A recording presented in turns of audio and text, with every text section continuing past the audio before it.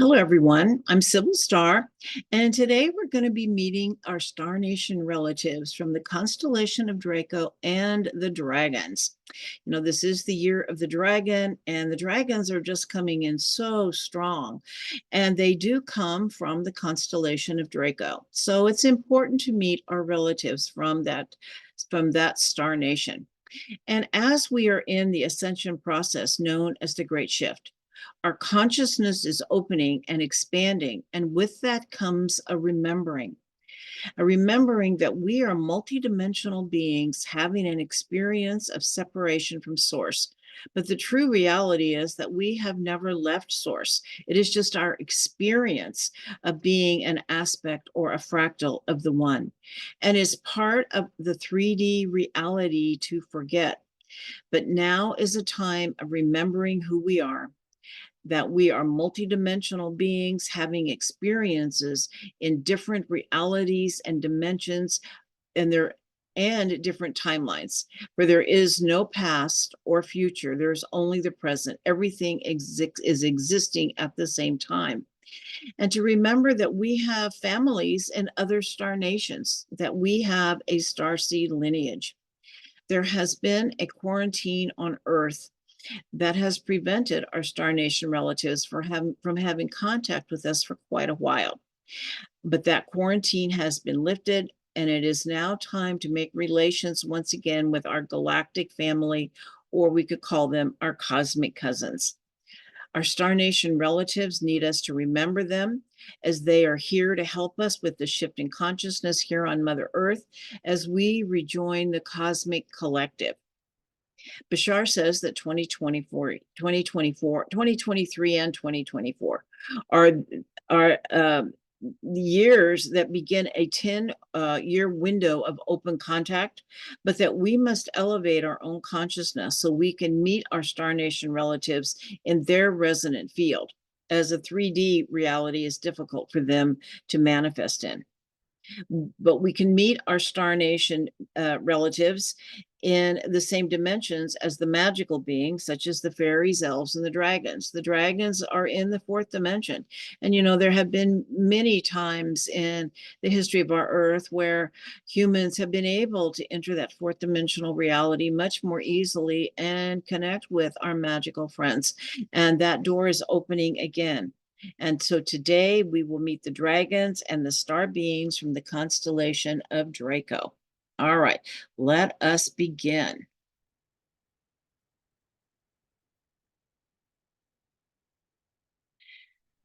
All right, so here we are. Let us start. So, meet your Star Nation relatives from the Draco Constellation and the Dragons.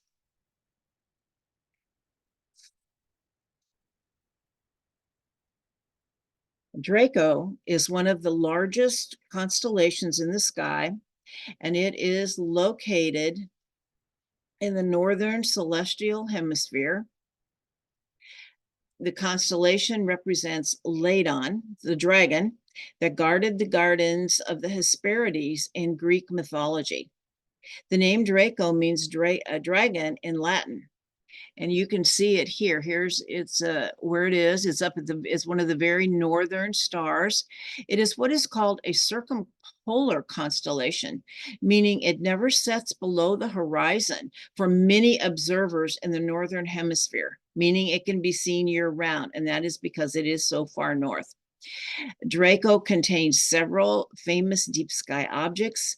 These include the Cat's Eye Nebula, the Spindle Galaxy, and the Tadpole Galaxy.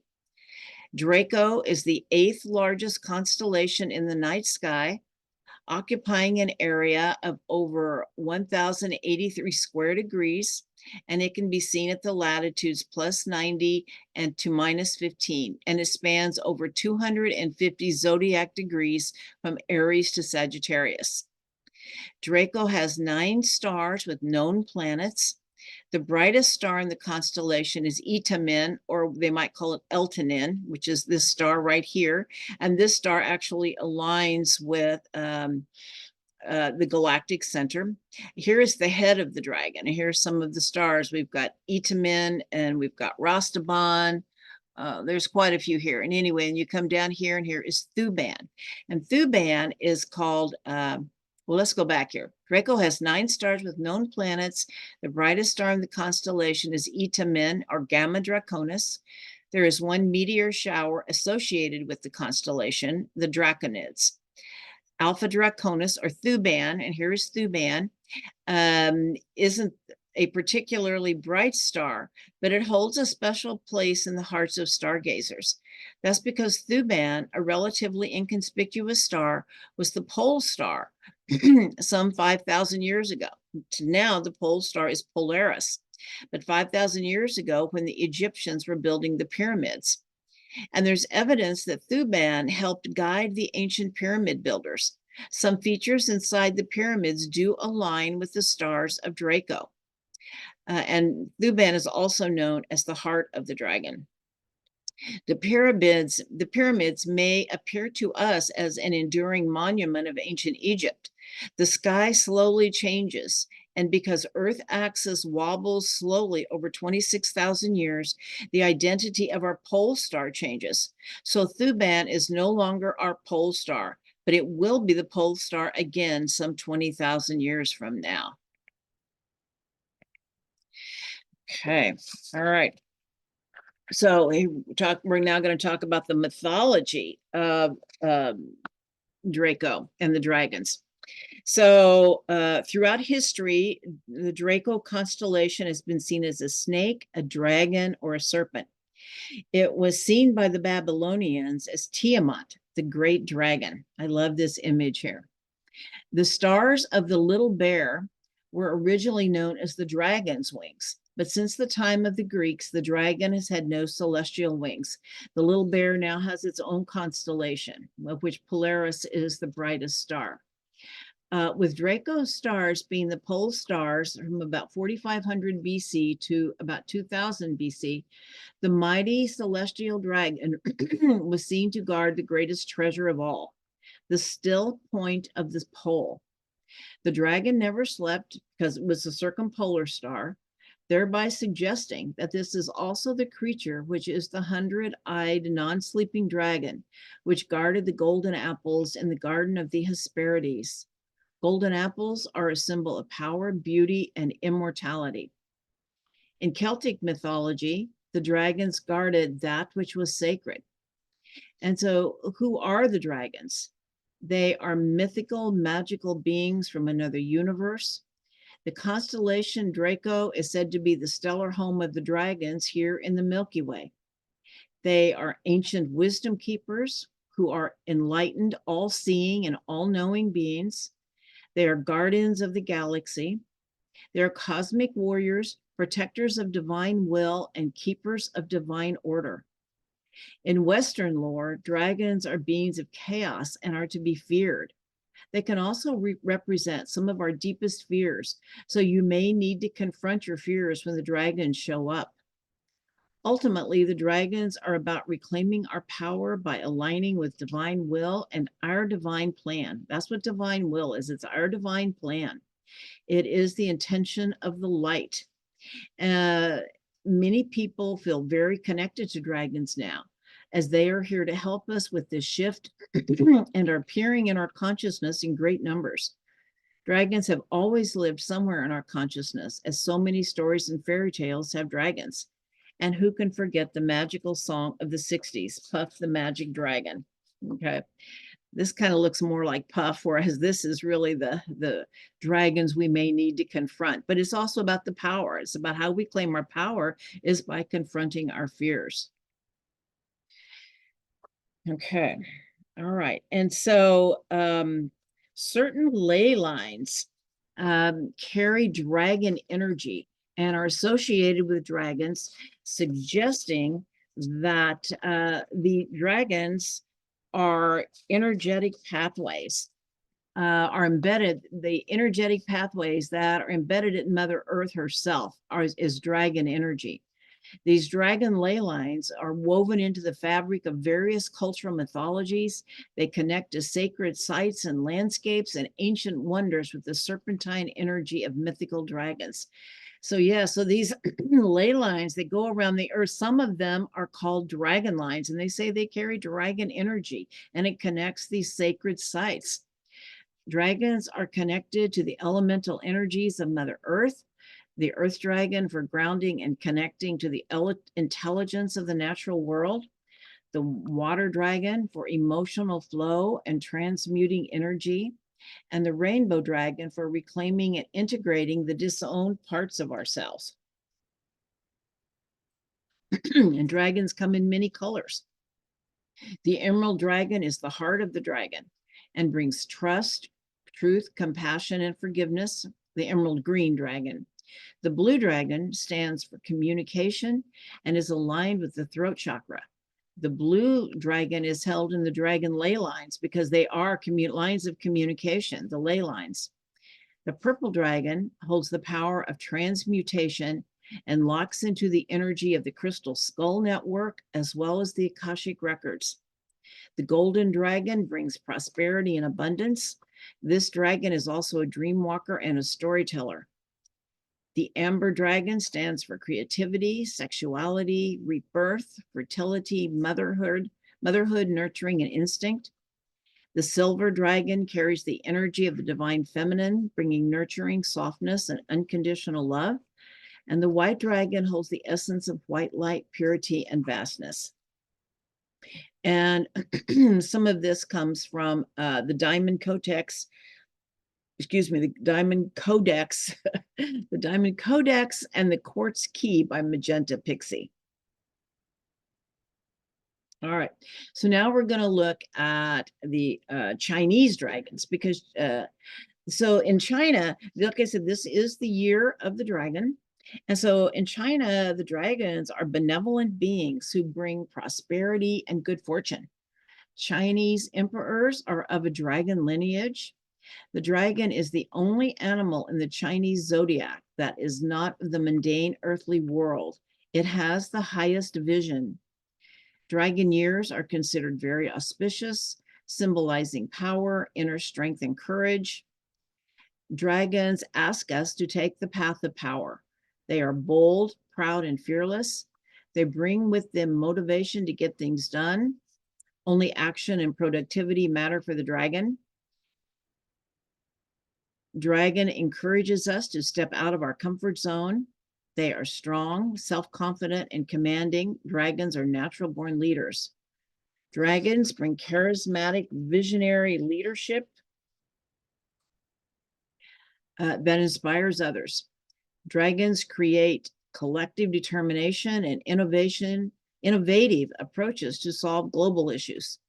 People born in dragon years usually possess natural courage, tenacity, and intelligence, often displaying enthusiasm and confidence. A weakness in dragons is arrogance, being arrogant, relentless, and elusive. As we know, 2024 is the year of the wood dragon. The wood element gives structure to the vision. The dragon combined with vitality and growth of wood element creates dynamic forces of innovation and adaptability. The dragon is yang, wood is yang. There is also a yang wood thunder trigram at the center, which is the ruler of the Bagua chart in feng shui. The thunder trigram is the initial jolt of energy that instigates change and transformation. One side of the coin brings lots of action and productivity. The other side, aggression, conflict, and general bad behavior. Don't want that. Okay. All right. So the celestial dragon stellar family are warriors and protectors of divine will and keepers of divine order. According to the book Stellar Nation Soul Families, the celestial dragons carry the 8 virtues of the warrior, with certain stars being the initiatory points for each virtue. If you have any of these stars I'm going to talk about here prominent in your chart, you may carry dragon warrior energy and on a path to reclaiming your power that is in alignment with divine will. The first 4 stars are in Draco, the head of the dragon. And the first one is Rastaban at 12 degrees, 4 minutes of Sagittarius. And you can have a couple of degrees on either side, probably anywhere from 10 to 14 degrees. Carries the first virtue, the balance of fire. This gives the ability to fight for the truth or rights of others. This is a holy purpose and mission. The second star is Itamen, which also has another name called Eltanin at 28 degrees of Sagittarius. And this is the eye of the dragon. This is in alignment with the galactic center and the great central sun. And it carries the second virtue, the balance of water. It means balance of the emotions, learning perfect control as in previous lives, as well as this one. Your emotions may be dragging you into unnecessary struggle. But this also gives visionary sight as it aligns with the galactic center and the great central sun. Rumium at 52 degrees of Sagittarius carries the third virtue, the balance of earth. This virtue is a need to learn the perfect and unhindering moving of forces inside of the body, how to work with their chi. Alracus at 20, also at 2452, it's at 2452 Scorpio, not Sagittarius, is the fourth virtue, and it is the balance of the air element. In warrior's language, this means keeping the thoughts clean. So being able to empty the mind and control the thoughts are very important. Regal at 16 degrees, 56 minutes of Gemini in Orion is the fifth virtue, a balance of motion. And it is the heavenly star of martial arts, how to move with all of the elements to protect the balance of divine forces. The next star, the fifth star, what is it? 2, 3, 4, 5, 6. The sixth virtue is Vega. Vega is located at 15 degrees, 25 minutes of Capricorn, is in Lyra, and it's called the warrior's power and lordship. This star is an initiation into power. This is a star where if you have this in your chart, you have dragon energy where you may have been given the ring of power. And that is the test. How will you use the ring of power? As you remember in the Lord of the Rings, different people they showed were given the ring of power, and only a few could really pass the test. So this test is how will you use it to serve your ego desires or to serve divine will? Thuban, which you've already talked about, at 733 degrees of Virgo in Draco. This is what is called the stellar home of the dragon and the heart of the dragon warrior. It brings a warrior's mercy. This is a holy warrior who knows when to offer mercy to the defeated. And the last star is Algol, which has got a very difficult reputation. I'm going to be doing actually a whole video on Algol as well. But Algol at 26 degrees of Taurus, 2616 in the constellation of Perseus, it brings the eighth virtue of mercilessness and relentlessness. This is the given the task of deciding over life and death, which may be necessary. Sometimes something needs to die rather than continue living. And so Algol is the place where that decision would be made. Those who have this in their chart may need to make those kinds of life and death decisions at points in their life. Okay. All right, now we're going to talk about the star nation of Draco. Okay. It is said that the reptilian race came from another universe. Some say they were forced to leave, but ultimately, settled in Draco and then many other star systems. It is important to remember that all races have different levels of consciousness and that there are enlightened reptilians, such as the dragons and others as well, but there are also low vibrational beings. In the galactic history, There are multiple wars that the reptilians, including fallen dragons, have participated in according to channeled information. One is the story of the fallen angels and the dragons that assisted them from Draco. They made a choice to follow the ring of power for their own desires instead of divine will. Another story is of the Lyra Draconian Wars.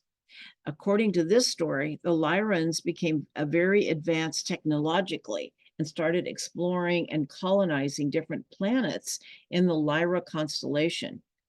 They believed they were the only ones in the universe until the Draconians showed up, and they had much more advanced technology. The Draconians convinced the Lyrans to let them enter their planets with the promise of sharing their advanced technology. But the Draconians attacked the Lyrans and a long war occurred. Several of the Lyran planets were destroyed. These Lyrans then became refugees. They left their solar system and fled to other star systems, including Orion, which they then colonized, but the Draconians followed them there. The millions of years of wars in the Orion system began, and they became the epicenter of polarity consciousness in the Milky Way. It is said that the Star Wars movies were based on the Orion Wars, with the Draconians deeply involved. These Draconians made Orion their home, and they also attacked other star systems. But the Star Wars, in Orion, I think that was the last one I did. About Orion, where I talked about the Orion Wars. All right, and so my references here are Lisa Royal Holt, The Prism of Lyra, Debbie Solaris, and Julia Balaz from Galactic Astrology program, as well as the Stellar Nation Soul Families material. Okay. All right, so I really like this image here. It's Captain Kirk. So it looks like he's having a battle with the reptilians, because they went to many stellar systems. They went to many different star systems, even though their stellar home is Draco. It is said that many in our governments and the powerful elite have draconian lineage, especially those with the history in the Orion Wars, as we are feeling echoes of these wars here. Some of the same players are here now. I have also come to understand that Draconians took on the role of being catalysts for our growth here in the Milky Way, where polarity consciousness is our mechanism for growth, the good versus evil projections. They have taken this on for their own consciousness growth, as well as growing the greater reality. But many get lost in the story, so we'll have karma for their role, just as we do. It is said the reptilians mirror back to us our own darkness and fear, so that we can own our projections and integrate the dark and light within, but that only comes with deep inner work. Lisa Royal Holt says there are many reptilian beings in our galaxy, but few are hostile. Because they are ugly to us, we project negative attributes on them. They represent the unprocessed and denied fears in us. There are many enlightened draconian reptile beings, and some of their traits are being heart-centered with unconditional love, loyal, organized, and with the ability to shapeshift. That's why I really like this image right here. It is said that 2024 is the year to heal the heart of the dragon that may have participated in the galactic wars. In indigenous traditions, the warrior cannot return to the tribe until a purification ceremony. I would say this in many indigenous traditions. I don't know about all. The warrior cannot return to the tribe until a purification ceremony has taken place, if any lives were taken. This may be true for those who carry a dragon heart. Okay. So here, draconian starseeds. What are some of the draconian starseed traits? Okay. So they are master builders and architects. I like this image right here of this woman and her little dragon being. And this is kind of, I think, though, a really good energetic feel of a draconian. They are logical beings of light, rooted in structure, routine, order, and physicality. They are leaders, confident, determined, adaptable, and finish what they start. They have strong organizational skills and are doers of the world. They're noted for strength, loyalty, and determination. They are brave and seekers of justice. They can be rebellious and question authority. They can be physically active. They like to run, swim, dance. They like to keep moving. Very intuitive and absorb information quickly. They may be emotionally unavailable. They can have a strong shadow aspect. They may be attracted to power, aggression, or domination. But of course, you know, many of them will be given the ring of power, and it will be their choice how they use it. They can have a powerful magnetic aura. Many in our government and the halls of power are draconians. They make us look at our shadow because the goal is the integration of shadow that is the ascension process. Those with Draco imprinting must first integrate their own shadow. So must do a lot of inner work. They may have many demons to slay, and they may have collective karma around polarity consciousness due to participating in the galactic wars. So it is a part of healing the polarity consciousness, the us versus them mentality here on Mother Earth. All right. And so do you think you could be a draconian starseed? Well, I do a form of astrology called Galactic Astrology, where we look at your chart. And here's the person's birth chart. This is the client's birth chart. You can see her sun is here at 6 degrees of Virgo. And we've got it over here. This is the galactic chart. This is the natal chart. This is the galactic chart. So her 6-degree sun is conjunct Draco, tightly conjunct Draco, very close. This person also has another star. She has Jupiter conjunct the star Itamin. Okay. Her Jupiter is at 28 degrees, and Itamin, when she was born, was at 27 degrees, 35 minutes. Yeah, the galactic chart here doesn't have all of the dragon stars on it, but it certainly has several of the big ones.